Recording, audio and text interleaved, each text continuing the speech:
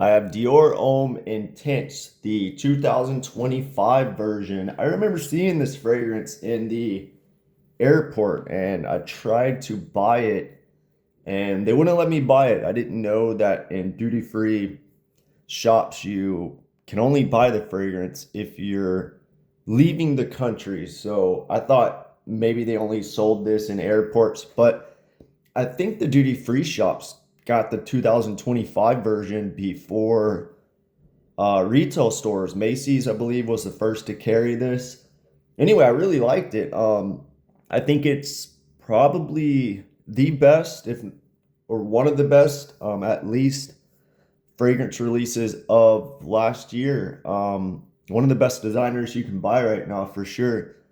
But it is rebottled. A lot of people say it's reformulated. A lot of people say it smells the exact same. A lot of people say it's the same thing but weaker. If that's the case, the new batches often they just smell weaker for a while. That's how it is until some air gets in there. But anyway, the notes in this are Tuscany iris and Brett and cedar. And yeah, that's the notes. Pretty much that's the notes. I do get a big Brett in here. Yeah, it's definitely Ambretti. It's definitely irisy. The cedar, not so much, but it's in there. It has that woody aspect.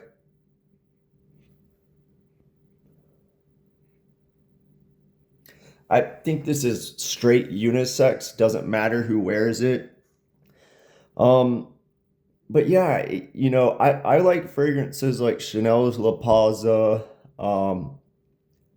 Chanel's, I think it's 19 Poudre, Sergio Tone's Iris Silver Mist. I like the Healy Iris. I like a lot of like green galbanum heavy vegetal irises and fragrances. And this is kind of that. I feel like it's got that ambrette that something like Chanel fragrances would have, or Perfume de Empire's ambrette.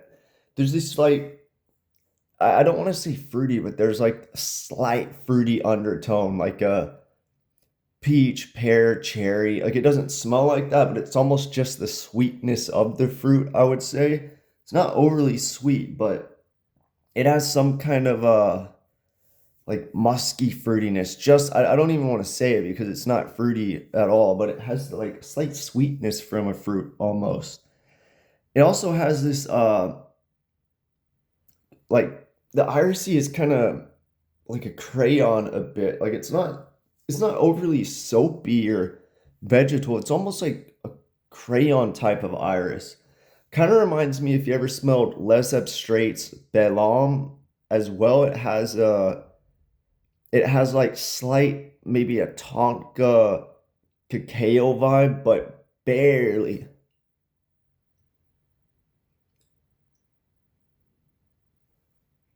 Yeah, I could see like a chocolate,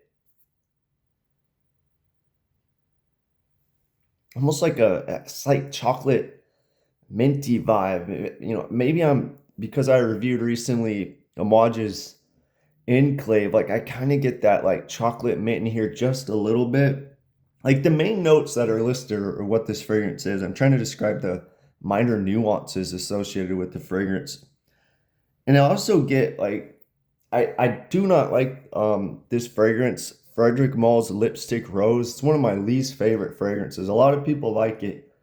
It smells so candy-like and fruity cherry. I don't like when irises combine with like rose and raspberry and what else is in there? Like that violet heliotrope. I feel like it's just too much. I don't like when rose is combined with iris for some reason. A lot of times it's just too much, too vintagey and like overly feminine in a way I just don't like really. But I kind of get a little bit of that lipstick rose in here, and I think it's like the violet heliotrope aspect. Again, just a little bit of that in here. Kind of like Hilly's iris too. It kind of has that little bit of violet heliotrope. I mean, I'm almost positive it has heliotrope.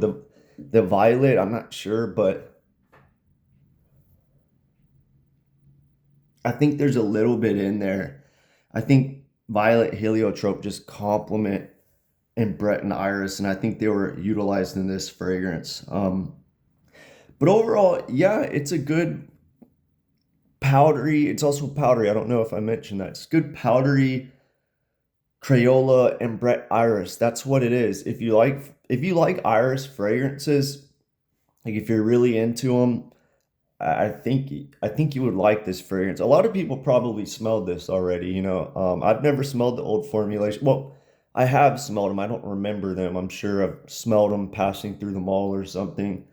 But the the quick comparison of the new perfume version, created by Francis Kirkjohn, that one's no good. That one that one starts out like this, the iris in this, but then very quickly, within a minute, it dries down like every other amberwoody fragrance, like I don't know, a John Paul Gaultier's Ultra Mel or some Azzaro Wanted fragrance. It dries down like every other fragrance, maybe even more boring than a lot of them. If you're going that route, I would get the Dolce& and Gabbana's the one perfume. It does something similar, but at least more unique. But this one is better, for sure. Now, I mean, you have to be into kind of iris fragrances, I think. But yeah, it's 165, a 100 ml. Yeah, it's pricey, but I feel like it would be hard to find this kind of iris at cheaper, honestly. You can get 20% off when they're on sale or whatever. But yeah, it's good fragrance. It definitely does not smell like Francis Kirkjohn, so I don't think he really put his twist on this fragrance. But yeah, overall, irisy and Brett with that cedar a little bit, and then just minor nuances.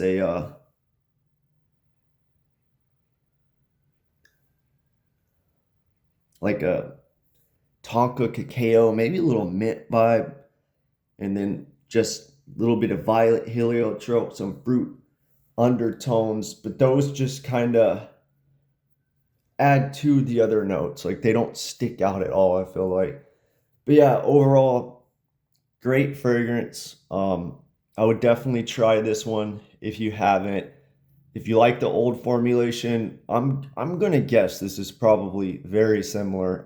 Some people say the old formulation is more chocolatey. I'm glad this isn't overly chocolatey. Honestly, I'm glad it's Irish straightforward. It's kind of a minimal fragrance. It just smells good, clean, professional. A lot of people say it's winter only on Berganica or it can be too much. I disagree. I feel like this is a great all-around fragrance, and I feel like it would be kind of weak for the winter, honestly. Maybe if I had to pick fall, spring fragrance, but I think this can be worn anytime. Yeah, let me know what you think if you tried this fragrance.